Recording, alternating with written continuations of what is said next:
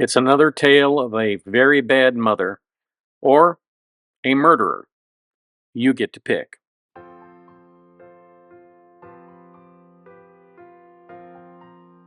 Hi folks, Tony DeWitt again with another video on the law. Remember, I don't dispense legal advice here, and this is what we're talking about today.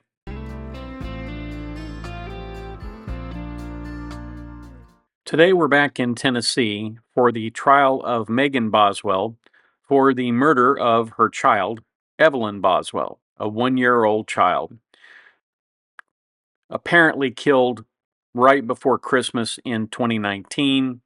Body wasn't discovered until February, or I guess March of 2020. And it's just now going to trial. So obviously there's been a lot of pretrial wrangling between the prosecution and the defense that is not going to show up necessarily here, but you can generally bet that the parties have researched each other's cases fairly closely, and it's sure to be an interesting case. Now, yesterday they opened. Usually I criticize the openings a little bit, give you a preview of what some of the things that they said. But yesterday's openings just really weren't that good. The state basically came out and said that apparently this young lady murdered her child and then stuffed her in a trash can so that she wouldn't be found. The defense came in and said, now wait a minute here. First of all, the state can't prove how this child died, so we don't know that it's a murder. And second of all, it's an 18-year-old girl. She's just lost her child. Is she a liar? Absolutely. But she's not a murderer. I mean, basically it was a come on now kind of a defense opening. And I thought perhaps he might have scored a few points with that opening because he admitted, yes, the child is dead, but we didn't kill her. There are a lot of different things that could have happened here.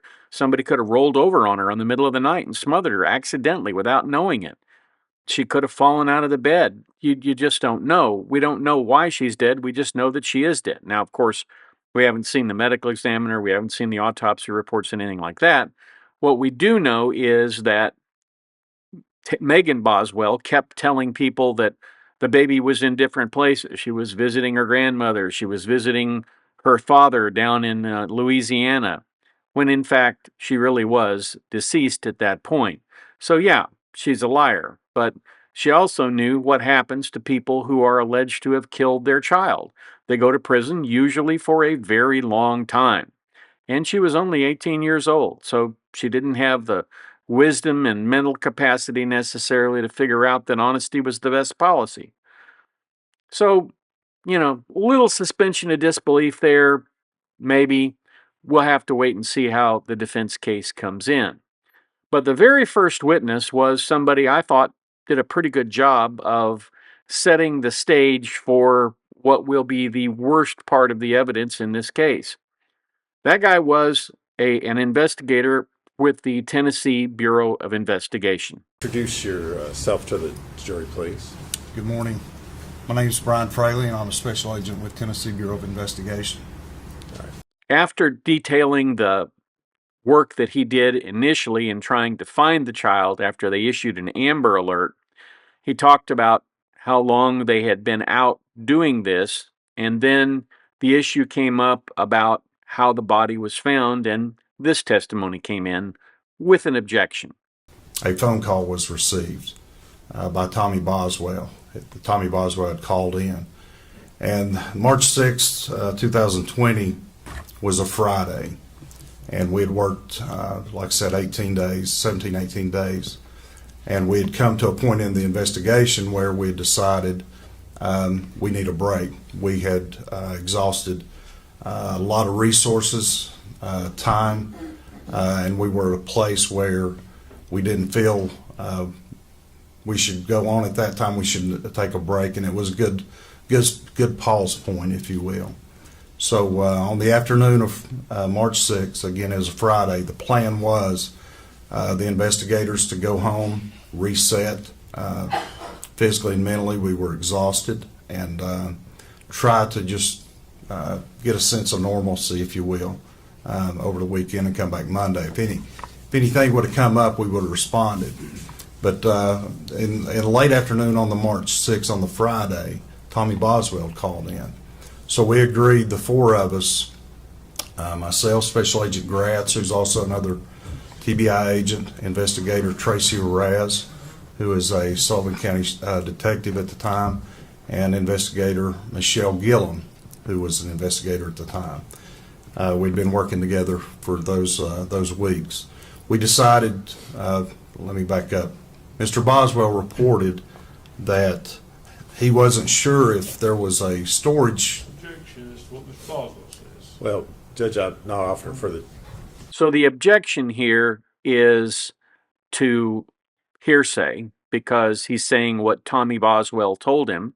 And if it is asserted for the truth of the matter, then that truly is hearsay. The prosecutor here tries to get around it by saying, well, it's not for the truth of the matter, it is for some other purpose. And indeed, his better comeback would have been res geste. In other words, we're just telling the rest of the story. This is unimportant. That part of it is irrelevant, doesn't matter. But the judge didn't see it that way and sustained the objection. Sustained.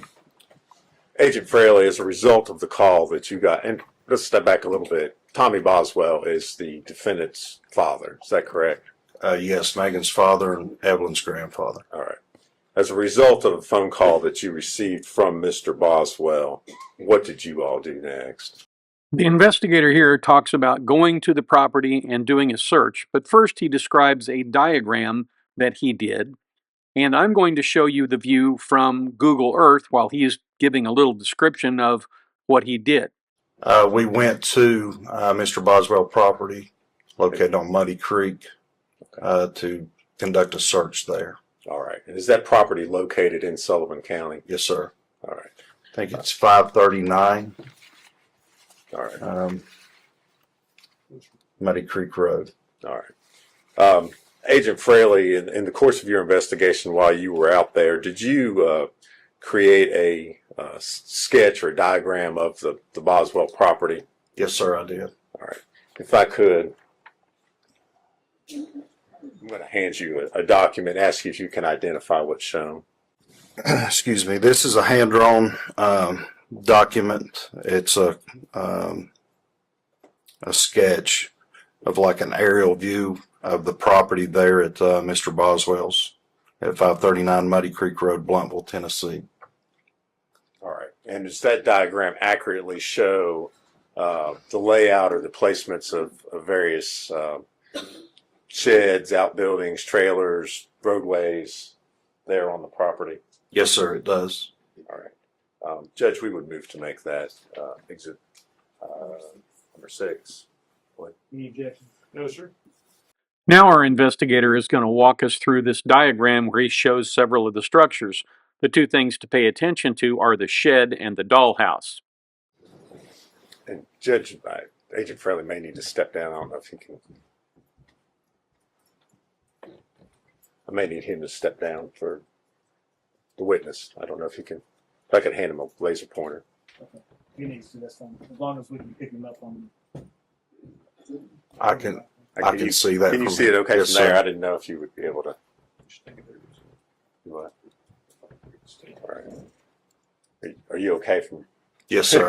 I can see that. shooting? And I have it in front of me as well Okay. on my screen. All right. If you would kind of point out, I guess, the major landmarks that are shown there in the diagram. Yes, sir. So this top house here is Tommy Boswell's, as it was described to us. This resident here was a mobile home that was described as his mother's. This is the shed that we had information on right there. That's like a yard barn or an outbuilding. And then here is notated as what we described and what was described as a playhouse. All right. Agent Fraley, I've got up on the screen what's been introduced as Exhibit 7. If you would tell the jury what they're looking at. So this is the yard barn or shed that I was describing. This was the home that was described to us as Tommy Boswell's mother. And then the items there that you can see with the open door inside of the shed or yard barn. Next is Exhibit 8. Yes, sir. Again, the yard barn with the door open, showing those items described. And this building here behind the yard barn is what I described and is notated on my sketch as the playhouse where Evelyn's body was recovered. So he's talked about this process of going through the shed, and now he's going to talk about the playhouse. Was that the end of your investigation or what you did there on the property? No, sir, it was not. Okay. What did you all do next? So we continued looking and led us to look inside the playhouse. And we searched it. And you know what the next question's got to be? What did you find there?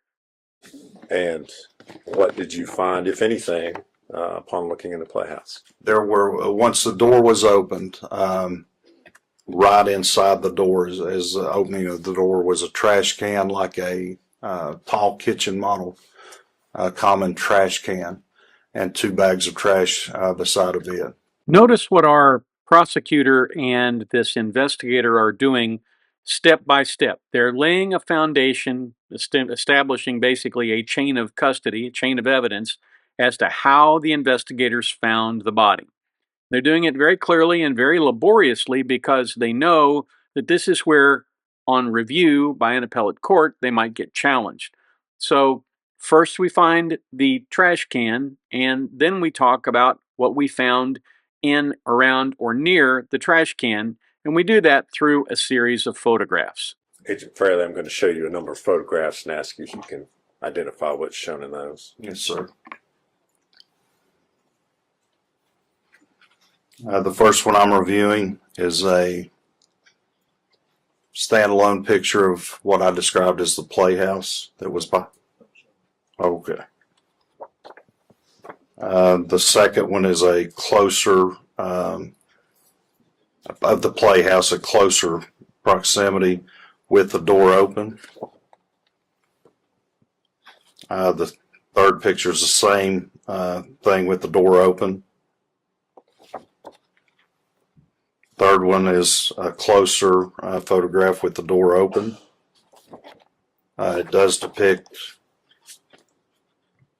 the third one depicts the trash can with the bags of trash, as does the second one depicting the trash can. The first one, the door was closed. The next one depicting an open door with the trash bags and the trash can. The next one, assorted items that were inside the playhouse, and they appear at that time. They had been there longer than the trash can and trash bags. Again, picture from outside the playhouse looking in where the trash bag or the trash can was. And it's a closer picture that depicts a black trash bag in the top portion of the trash can. The next one is a picture of an area inside the playhouse that had this assorted items there that again appeared to be there for some time with dust and cobwebs on them. Next picture is another picture from right at the doorway. Again, the trash can, the trash bags. Again, another picture of the trash can with the trash bag, or the trash bags. There's other items around these. I keep talking about the trash bags and the trash can because they were relevant to us because they looked like they had recently been put there. These other items had dust and cobwebs and looked like they'd been there for years undisturbed.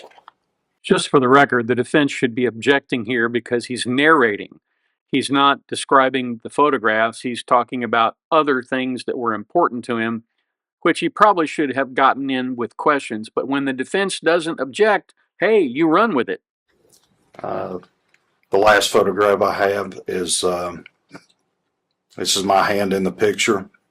It's pulling back. It's over the trash can with one what appeared to be a leg and a foot of a baby, or a baby doll, it appeared at the time, with the fleece blanket and the purple onesie, the clothing that had been described to us by Megan Boswell. So I thought this investigator did a good job of laying out where this child was found and how the child was found. That's going to be a key part of the prosecution's case, because clearly, if there had been an accident, if somebody had rolled over, the likelihood is that somebody would have tried to help the child, that they would have called 911, they would have gotten paramedics involved. Unless, of course, they were doing something that they shouldn't have been doing, like, I don't know, drugs, alcohol, something like that. Maybe that figured into it. We're not going to know that up front, and I doubt very seriously if the young lady's going to testify. But I thought he did a good job of laying the groundwork for the rest of the testimony that will come in this case. So that's what I have for you today. Thank you so much for watching, and catch me back here tomorrow. Thanks for watching my video. If you have a request for me to cover a topic, please send me an email to the address above, and in the subject line put video request. If you have comments, drop them in the comments down below. If you found the content worthy, please consider subscribing. Since I started doing this work, I have always asked listeners to consider doing just one kind thing every day to make somebody else smile or make their life better in some way. Please consider doing that. It makes the world a better place. Now, YouTube has some suggestions for other videos of mine you may find interesting.